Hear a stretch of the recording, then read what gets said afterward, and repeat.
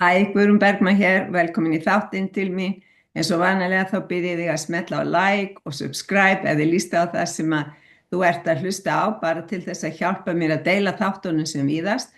En í dag erum við að spjalla saman, ég og Bryndís Fjóla vinkona mín, við verðum með námskeið sem að við höfum sett aldrei langt heiti á, svo ég segi gjarnan ljóslíkaminn, vatnið og fleira að í Borgarnesi 14. til 16. mars og það ennþá 3 pláss laus þegar við erum að taka þetta upp og Bryndís hún búin að vera að ferðast með fróðleik sem tengist þessu námskeið okkar. Hvar ertu búin að vera, Bryndís? Ég búin að vera bæði alltaf hér að fyrir norðan og Reykjavík og London og á leiðin til Kaupmannahafnar með svona vitundarvakningu sem tengist vatninu. Já. Og þetta sem sagt, ég að sækja ná í vatn í heiðarlindum og fjallalækjum, jökulflóðum, fljótum og sjó, þar sem sagt, eru huldufólk, álfar, drekar og hamir. Þannig að vatni tengist veru þeirra við þessi svæði þess að ég tek vatni. Já. Og ég að færa fólki þetta vatn og leyfa því aðeins að kynnast í hverju fyrir sig.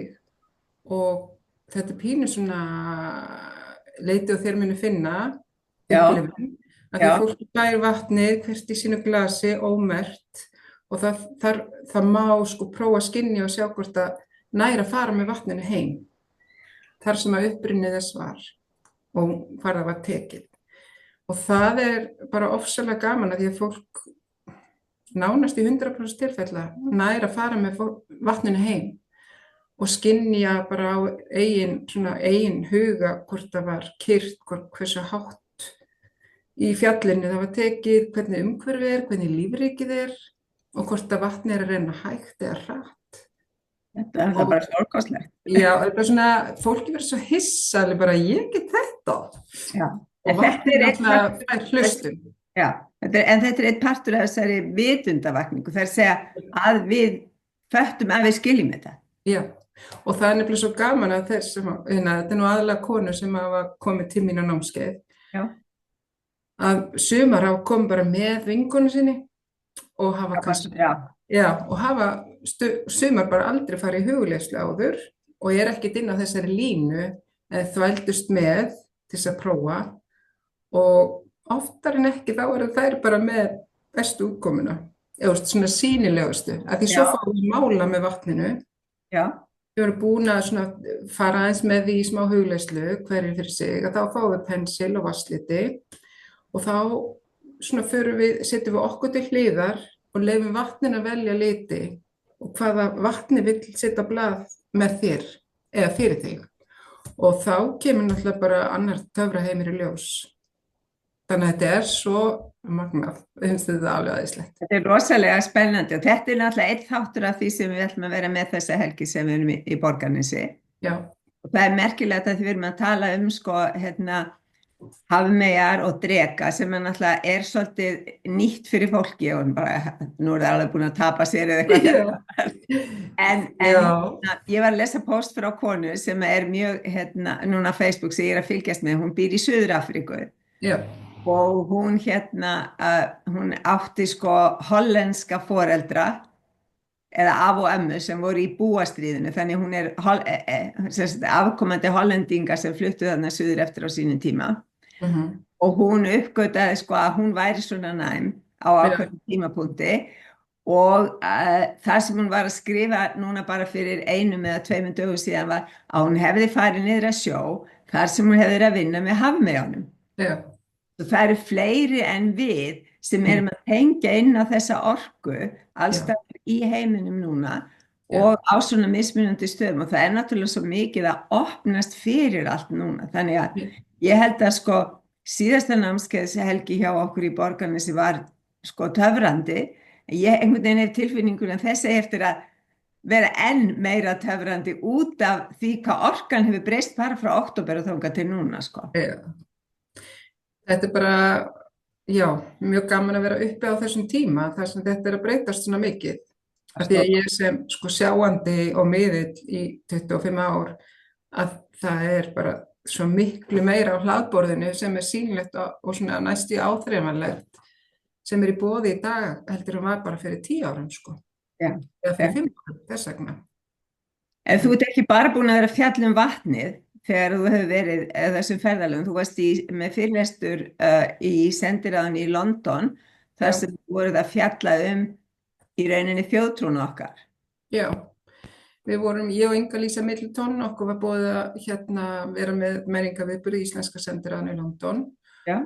Og það var svona kannski þeirra leiður í að taka þátt í hvað við getum gert sem sagt inn í umhverfis og loftslagsvána okkar. Hverju getum við tekið og unni með, hvað getur hjálpað okkur. Og það var þá álfa- og huldufólkstrúin og tröllin og hvernig við höfum náð að varðveita það í okkar menningu. Í bókmyndunum okkar, myndlistin okkar, tónlistin okkar, öllum leikritunum og kvikmyndahandritunum og bara þessi hefð af svona munnlegri frásögn. Já. Og við höfum gefið landinu þetta rými að fá að vera í friði ef að þar búa álfar og huldufólk. Þannig að við höfum náð að gefa landinu rétt á að fá að vera. Alveg eins og við. Þannig að við höfum oft það þessi álagablettir okkar og við stundum sveikt fram náttúrulega vegi og svona leyftum að vera með okkur. Já. Og við vorum að fjalla þetta, þannig að við erum svona kannski að brydda upp á þessari svona túlkun að náttúran eigi atkvæðisrétt, eigi rétt á því að vera hvað réttindi hún hefur. Og þar koma álfar og huldufólk, ef við getum sýnt fram á þeir búið þarna, að þá taka verktakar tillit til þess. Sérstaklega út af því að vélar og annað hafa bilað hjá þeim í gegnum tíðina ef þeir hafa ekki tekið tillit til þess og það má segja ef það heyrist í þeim ef það koma mótmæli og það einhver málsvari sem talar fyrir þá að þá hlustað á þá. Þannig að það náttúrulega mjög mikilvægt að þetta sérstakt fyrir Ísland. Já, við fundum það að í sendiráðinu úti, þá náttúrulega var sendiráð Íslands með gestalista og þetta voru aðalega tengt hinum sendiráðunum að úti og þá voru fjölmiðlar töluvert og kvikmyndaframleiðendur, listafólk og alls konar, aðalega erlendir aðilar og þau bara, þau svona sýndu okkur svolítið fram og í spjalli og undan og eftir þessum fyrirlestur okkar hvað við erum einstök í heiminum, Íslandi.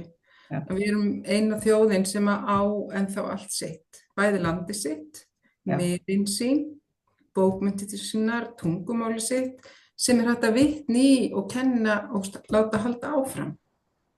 Ja. Og við erum líklega þjóðin, eina frumbyggjaþjóðin í heiminum sem stendur svona stolt eftir. Já, við skiptum máli fyrir hina frumbyggjana sem búin að þurfa að láta í minnipokan öll þessi ár að búið að taka svo mikið af þeim. Bæði landsvæði, tungumál og börn og bara ýmislegt. Það bara í það í hjarta að tala um. Já, en við erum svo stolt að því við vitum svolítið náttúran treystir okkur. Já.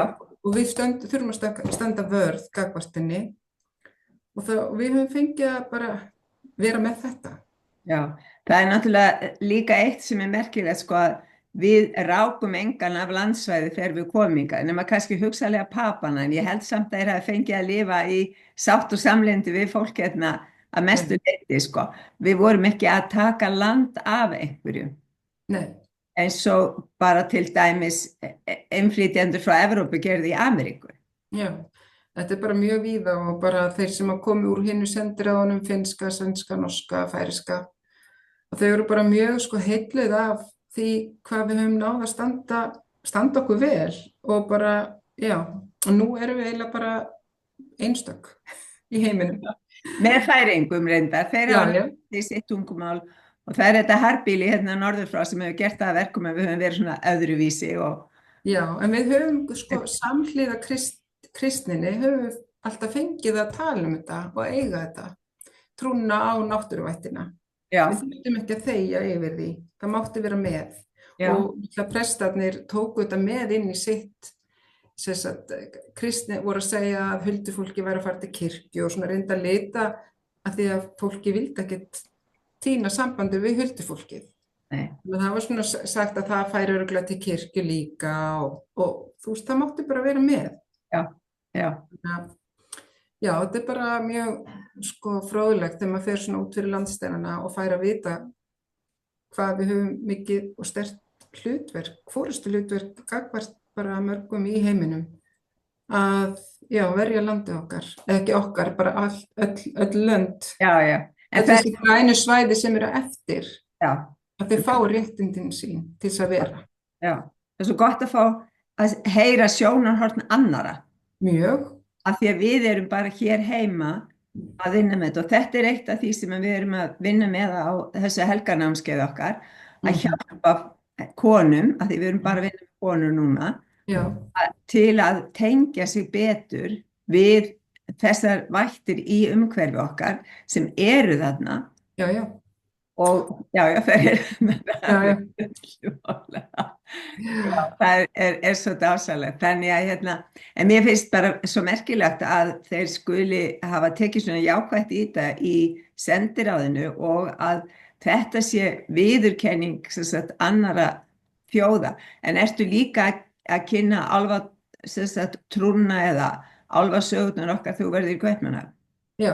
Þá erum við í sem sagt, Nordatlantis brugge. Þetta er sem sagt sameiginlegt húsnæði fyrir færeyska, grænlenska og íslenska sendiráðið. Já.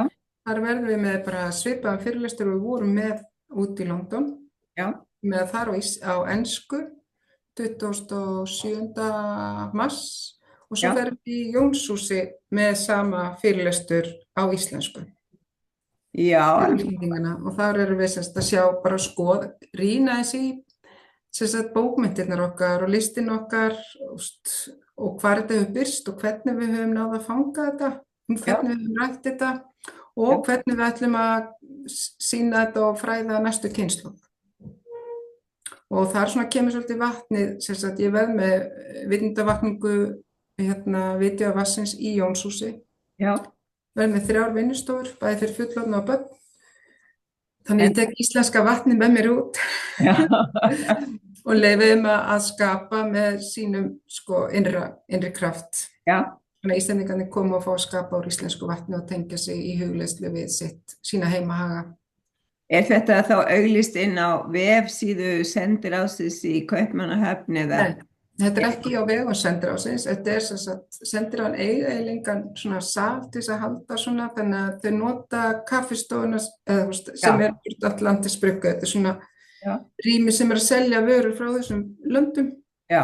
Þannig að það er nýtt til þessa, en þetta er Nordatlantis brugge með þetta á sinni heimasíðu og Jónshús er svo auglýsa okkur á sinni heimasíðu. Það er náttúrulega bara frábært.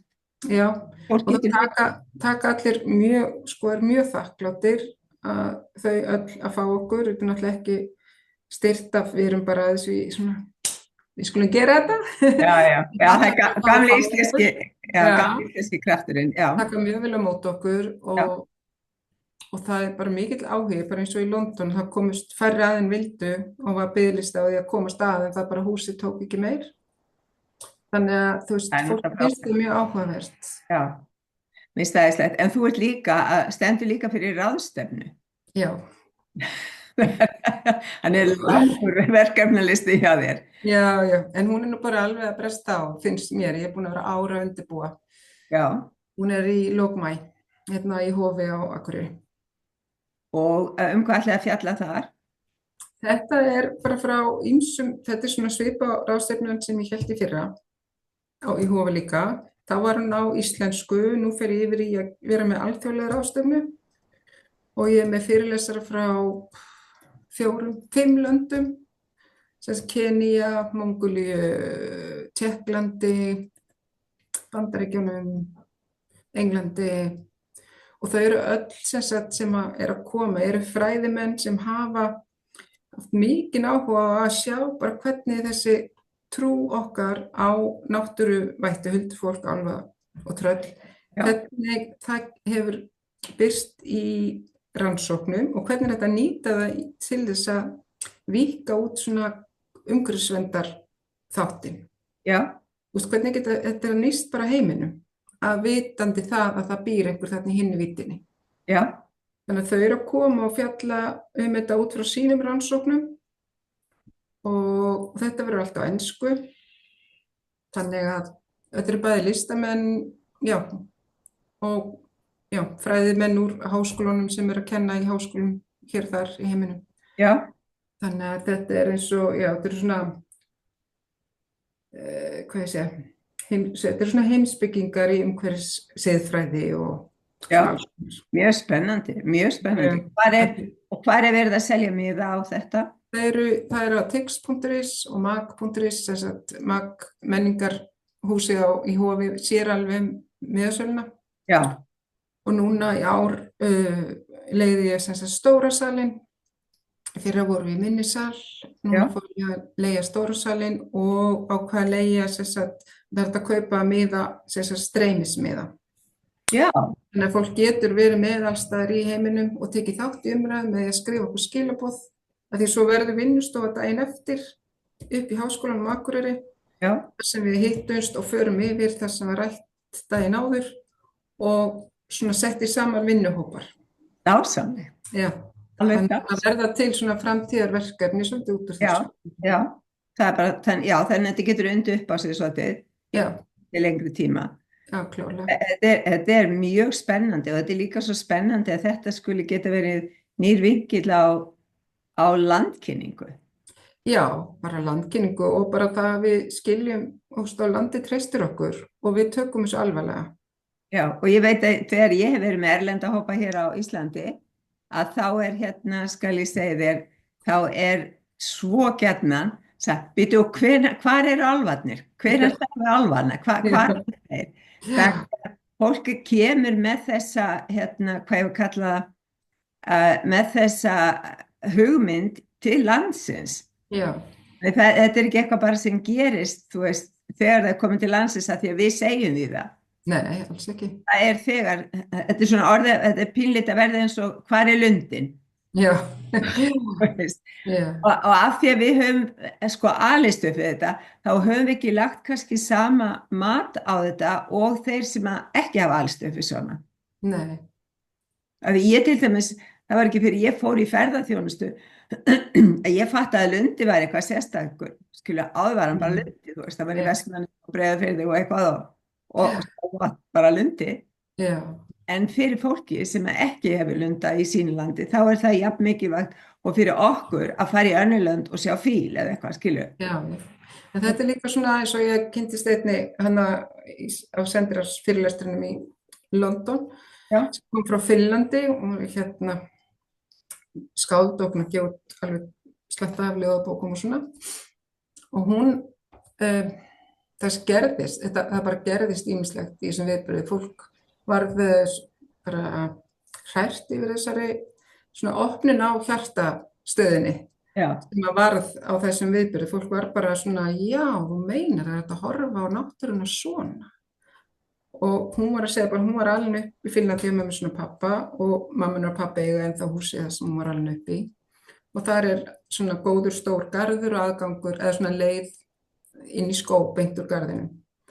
Og hún sagði bara, ég verð að fara aftur heim, ég bara aftur spáði að ég get kannski sami ljóð frá trénu eða frá steininu.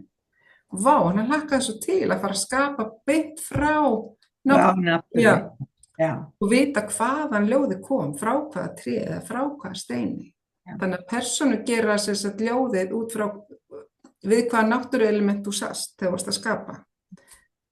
Þannig að þetta var svona, þannig að fólk fyrir svolítið, við getum kennt heiminum bara ýmislegt. Já, en næst ætlum við að kenna konum í Borgarnesi. Ég held að bara, þeir sem eru vakandi á Íslandi í dag og eru áhugasamir, þú veist, þeir eru bara fyrir hendum alveg því líka flotta ævintýraferð, sko. Ég myndi ekki vilja missa þess að ég veri kona hérna út í bæ. Nei, og það er náttúrulega, við erum bara með pláss fyrir 12 konur og það eru eins og ég segi, núna þegar við erum að taka þetta viðtalu, það eru 3 pláss ennþá laus og við náttúrulega bara bíðum spenntar eftir því að í þau pláss komi einhverjar mjög áhugasamar konur þessa tengingu og þessa vít og þessa snertingu við umhverfið okkar á landið.